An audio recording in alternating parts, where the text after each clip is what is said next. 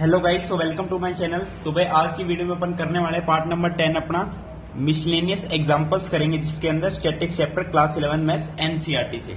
ठीक है भाई, तो लास्ट वीडियो में एक्सरसाइज कंप्लीट हो गई थी भाई। तो वीडियो कैसी लगी जरूर बताना एंड अपने सभी फ्रेंड्स को जो है शेयर जरूर कर देना एंड भाई चैनल को सब्सक्राइब जरूर कर लेना।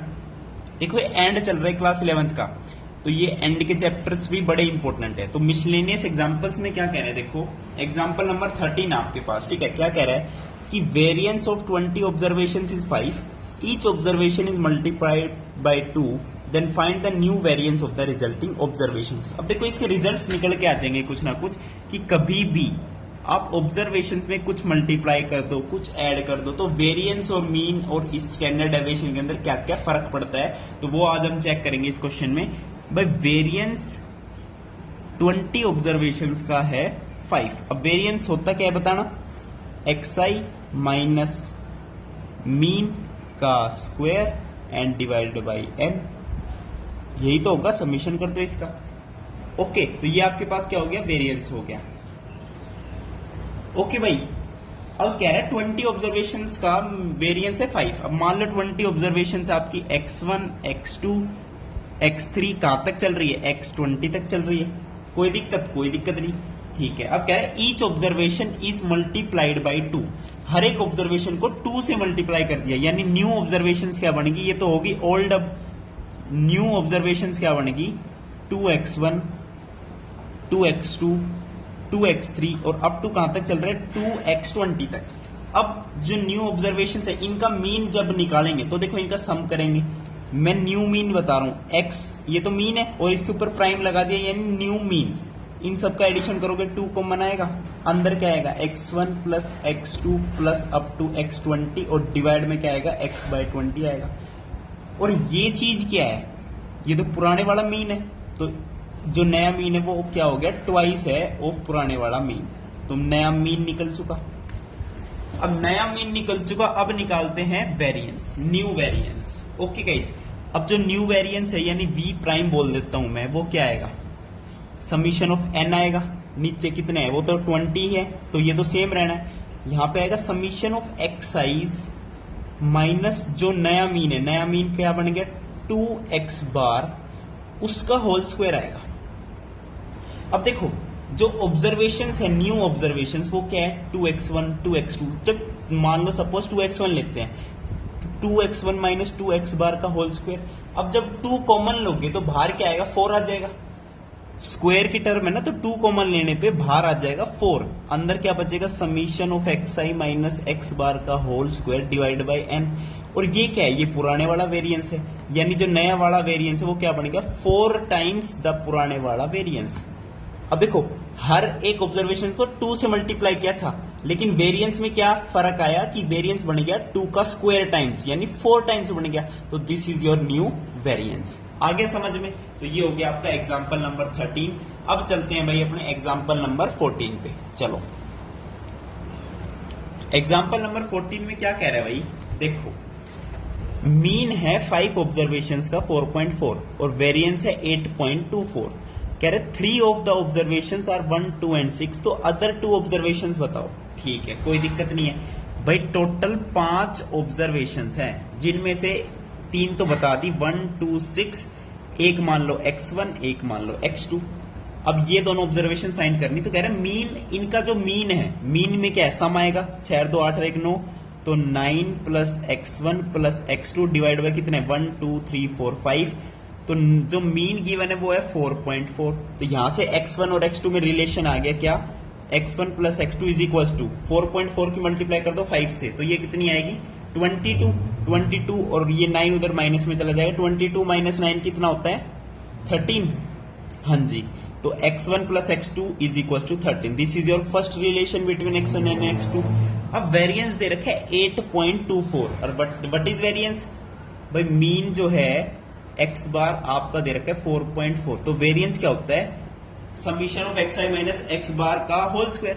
तो 1 माइनस 4.4 करोगे कितना आएगा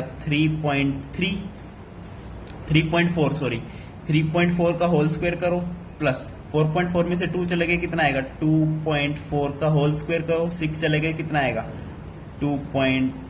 यार गलती कर रहे हैं क्या, 6 माइनस 4.4 कितना होगा, 1.6 होगा ना ये तो 1.6 का whole square plus x1 minus 4.4 का whole square plus x2 minus 4.4 का होल स्क्वायर और डिवाइड बाय कितना, कितने टोटल ऑब्जर्वेशन 1 2 3 4 5।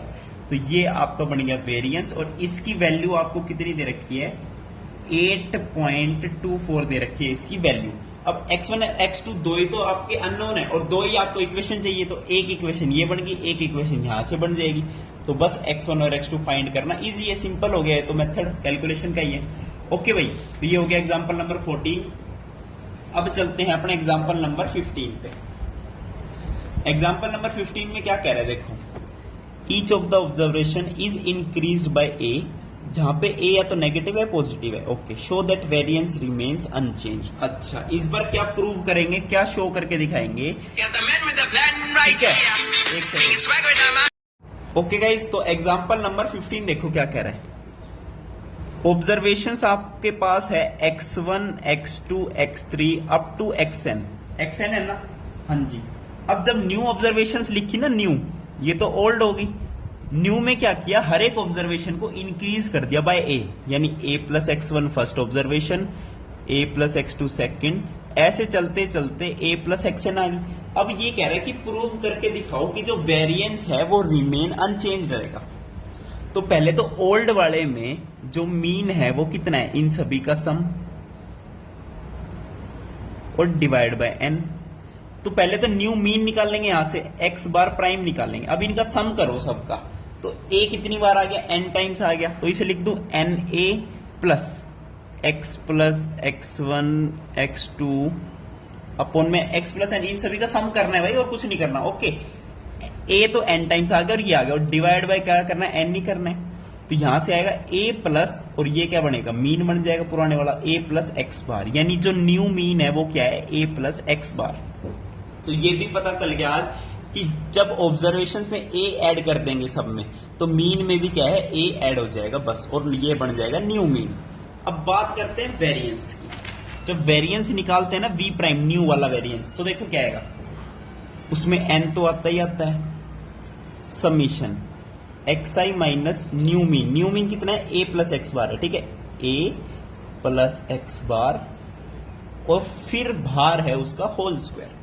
अब ये xi क्या है, a plus x1 a plus x2, तो इसमें a तो आएगा और ये माइनस का a है, तो a से सभी कैंसिल हो जाएंगे, तो यहां बच जाएगा summation of xi minus X bar का whole square divide by n। और ये क्या है, ये तो पुराने वाला मीन है, ये तो पुराने वाला मीन है, v वेरिएंस पुराने वाला, जब पुराने वाला था।